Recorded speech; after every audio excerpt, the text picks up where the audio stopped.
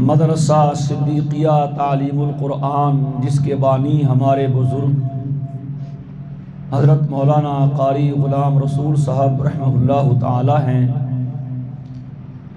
اور اب ان کے بیٹے اور ہمارے عزیز حضرت مولانا قاری عبید الرحمن صاحب اس کے محتمم اور منتظم ہیں۔ اس مدرسے میں قرآن کریم کی حفظ و ناظرہ کی تعلیم دی جا رہی ہے، اس کے حوالے سے آج کا یہ مختصر سا پروگرام ہے، اور ہمارے شیخ، ہمارے پیر و مرشد حضرت مولانا خواجہ خلیل احمد صاحب دامت برکاتہم، وہ اس پروگرام کی صدارت فرمائیں گے اور حضرت جمعے کا خطبہ بھی ارشاد فرمائیں گے اور جمعے کی امامت بھی فرمائیں گے۔ مختصر سا وقت ہے، جمعے کی نماز کا وقت بھی بالکل قریب ہے۔ اللہ تبارک و تعالی نے ارشاد فرمایا ان الدین عند اللہ الاسلام، کہ اللہ کے ہاں دین اسلام ہے۔ اور ایک اور آیت میں فرمایا وَمَن يَبْتَغِي غَيْرَ الْإِسْلَامِ دِينًا فَلَن يُقْبَلَ مِنْهُ، کہ جو آدمی اسلام کے علاوہ کوئی اور دین اختیار کرے گا تو وہ قبول نہیں کیا جائے گا۔ اس سے معلوم ہوا کہ دین اسلام کو بھی کہتے ہیں، اور اسلام کے علاوہ جو دوسرے باطل اور غلط مذاہب ہیں ان کو بھی دین کہا جاتا ہے۔ اس لیے کہا نا وَمَن يَبْتَغِي غَيْرَ الْإِسْلَامِ دِينًا، جو تلاش کرے گا، پسند کرے گا، چاہے گا اسلام کے علاوہ کوئی اور دین۔ اور کافروں کے بارے میں فرمایا گیا لَكُمْ دِينُكُمْ وَلِيَ دِينِ، قُلْ يَا أَيُّهَا الْكَافِرُونَ، اے کافرو میں اس کی بندگی کرتا ہوں، یعنی اللہ کی جس کی تم نہیں کرتے، اور جس کی تم کرتے ہو یعنی بتوں کی، میں ان کی بندگی نہیں کرتا، نہ میں ان کی بندگی کروں گا جن کی تم کر رہے ہو، اور نہ تم کرو گے اللہ کی جس کی میں کر رہا ہوں۔ لکم دینکم ولی دین، تمہارا دین تمہارے لیے، میرا دین میرے لیے۔ تو دین اسلام ہے۔ اسلام کیا ہے؟ جو میں نے ایک حدیث آپ کے سامنے پیش کی ہے، اور وہ صحیح بخاری کی روایت ہے، متفقن علیہ روایت ہے۔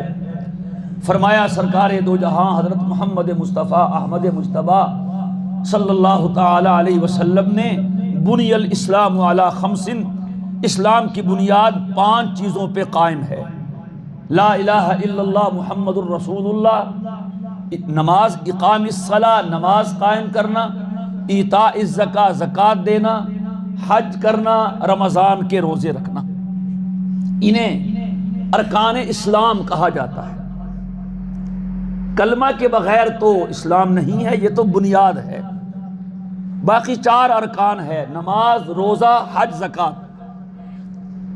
میرے دوستو، جب سے بچہ بالغ ہوتا ہے اس پہ نماز فرض ہو جاتی ہے، اور جب تک وہ زندہ رہتا ہے اس وقت تک نماز فرض رہتی ہے۔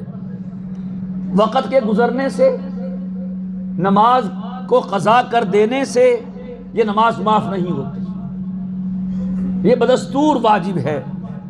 جس آدمی کی زندگی میں جتنے سال، جتنے مہینے، جتنے دن ہیں، اس کے اعتبار سے نماز فرض ہے۔ اور آپ سب جانتے ہیں کہ حدیث پاک میں ہے کہ قیامت کے دن سب سے پہلے نماز کا حساب ہوگا۔ لہٰذا ہم سب کو چاہیے ہم اپنا دین اور اپنا اسلام مکمل کرنے کے لیے اپنی نماز کو دیکھیں۔ صرف یہ کافی نہیں ہے کہ میں اس وقت نماز پڑھ رہا ہوں، یہ دیکھیے کہ میں کب سے بالغ ہوا تھا۔ علماء نے لکھا ہے کہ بچہ 12 سال کی عمر میں بالغ ہو سکتا ہے، 12 سال کے بعد 15 سال کے درمیان جب بھی علامات بلوغت میں سے کوئی علامت ظاہر ہو جائے وہ بالغ سمجھا جائے گا، اور 15 سال کے بعد کوئی بچہ نابالغ نہیں رہتا، اور بچی 9 سال سے بالغ ہو سکتی ہے، 9 سال سے 15 سال کے درمیان جب بھی بچی میں علامات بلوغت میں سے کوئی علامت ظاہر ہو جائے وہ بالغ ہے، تو بچہ بالغ ہوا اور بچی بالغ ہوئی، اس پہ نماز فرض ہے۔ ہم حساب کریں، ہم بڑے بڑے حساب کرتے ہیں اور بڑے بڑے لمبے چوڑے حساب کرتے ہیں، کاروبار کا حساب ہے، دکان کا حساب ہے، لین دین کا حساب ہے، وراثت کے حصے کا حساب ہے، کروڑوں کا ہوتا ہے، بڑا مزہ آتا ہے کہ کروڑوں کا حساب کر رہے ہیں، ملیں گے تو نماز کا حساب کریں۔ اور میرے دوستو آنکھیں بند کر لینا وہ کبوتر کی طرح کہ میں آنکھ بند کر کے بلی سے بچ جاؤں گا، یہ تو حماقت ہے۔ ایتاء الزکوٰۃ، زکوٰۃ بھی اسلامی فریضہ ہے اور اللہ تبارک و تعالیٰ نے اس کو نماز کے ساتھ جوڑا ہے۔ نماز بدنی عبادت ہے، اس میں انسان کا جسم اللہ کے آگے استعمال ہوتا ہے، اور زکوٰۃ مالی عبادت ہے، کوئی ٹیکس نہیں ہے، اللہ نے سال کے بعد رکھی ہے اور انکم پہ نہیں ہے۔ حکومتیں انکم ٹیکس لیتی ہیں، وہ آمدنی پہ ہوتا ہے اور یہ بچت پہ ہے۔ سال بھر جو کمایا، جو کھایا، جو استعمال کیا، آپ نے کوٹھی بنائی، گاڑی خریدی، اے سی لیا، موبائل لیا، اس پہ کوئی زکوٰۃ نہیں، انکم پہ نہیں ہے۔ سال بھر کھانے کے، پینے کے، استعمال کرنے سے جو بچ گیا اور سال بھر آپ کے پاس رہا، سال کے بعد اس میں کتنا ہے؟ 40واں حصہ، 40واں حصہ، 40%، 100 روپے میں سے 2.5 روپے، کتنا آسان حساب ہے۔ پچھلی امتوں میں 1/4 مال فرض تھا، لیکن اللہ نے اس امت پہ کرم کیا کہ 40واں حصہ زکوٰۃ کا فرض کیا۔ کیا دیتے ہوئے موت پڑتی ہے؟ جس نے دیا ہے، من ذا الذی یقرض اللہ قرضا حسنا فیضاعفہ لہ اضعافا کثیرا، اللہ کہتا ہے کون ہے جو مجھے قرضہ دے؟ یہ تو وہی بات ہے نا کہ باپ بیٹے کو دے، لو بیٹا پھر کہ مجھے دو گے، پیار کے انداز سے۔ تو اللہ تعالیٰ کا سب کچھ اللہ ہی کا تو ہے، للہ ما فی السماوات و ما فی الارض، جو کچھ زمینوں میں ہے، جو کچھ آسمانوں میں ہے، وہ سارے کا سارا اللہ کا ہے۔ زکوٰۃ کا بھی حساب کرے، میں کب سے صاحب نصاب ہوا، مجھ پر کب سے زکوٰۃ فرض ہے اور زکوٰۃ کب سے میں دے رہا ہوں، تو اس کا حساب کروں۔ ابھی میرے دوستو مہلت ہے، یقین کیجئے گا مہلت ہے، وقت ہے، اور جب یہ وقت گزر جائے گا پھر کوئی فائدہ نہیں ہوگا۔ حساب کریں، اور اگر ہمارے ذمے بقایا جات ہیں زکوٰۃ میں سے، گزشتہ سالوں میں زکوٰۃ نہیں دی، پرواہ نہیں تھی، خیال نہیں تھا، اب میں نیک بن گیا اپنے ذام میں، اب شریعت کے احکامات کی پابندی پہ آ گیا، تو اب تو مجھے حساب کرنا چاہیے۔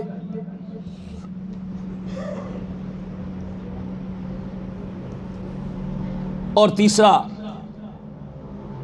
رمضان کے روزے، یہ فرض ہیں، اور رمضان اللہ کے فضل سے آنے والا ہے، اللہ ہم سب کو نصیب کرے۔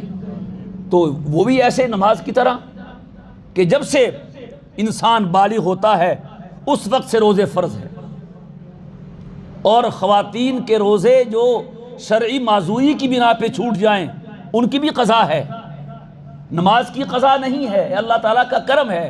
علماء نے لکھا ہے اگر نماز کی بھی قضا ہوتی تو عورت بیچاری پہ زیادہ بوجھ آ جاتا کہ ہر مہینے وہ جو وقتی نماز وہ بھی پڑھے اور پورا ہفتہ 10 دن پچھلے مہینے کی نمازیں بھی پڑھے، اسے 1 ہفتہ ہر مہینے میں 10 دن ہر مہینے میں دگنی نماز پڑھنی پڑتی۔ اللہ نے کرم کیا، نماز کی قضا نہیں ہے، وہ معاف ہے۔ اور روزے سال میں صرف 8-10 ہیں، وہ مشکل نہیں، تو روزوں کی قضا واجب کر دی ہے اور نماز کی قضا معاف کر دی ہے۔ وہ ہم خیال کریں، میں خود دیکھوں میرے ذمہ کتنے روزے ہیں، میں کب سے بالغ ہوا اور میں کب سے روزے رکھ رہا ہوں، وگرنہ میں نہ دہندہ ہوں اللہ تعالیٰ کا۔ اور جو چوتھا رکن ہے وہ حج ہے۔ حج بھی اللہ تعالیٰ نے ہر بندے پہ فرض نہیں کیا، ایک مرتبہ فرض کیا ہے زندگی میں، اور وہ بھی اس پر کہ جس کے پاس اپنے اہل خانہ کے اخراجات موجود ہیں اور اس کے پاس حج کا خرچہ موجود ہے، حج کر سکتا ہے، تو اس پہ حج فرض ہے۔ جب حج کا حکم آیا، ایک صحابی کہنے لگے العامنا ھذا یا رسول اللہ ام للابد، یہ صرف اس سال کے لیے ہے یا ہر سال فرض ہوگا؟ حضور خاموش رہے۔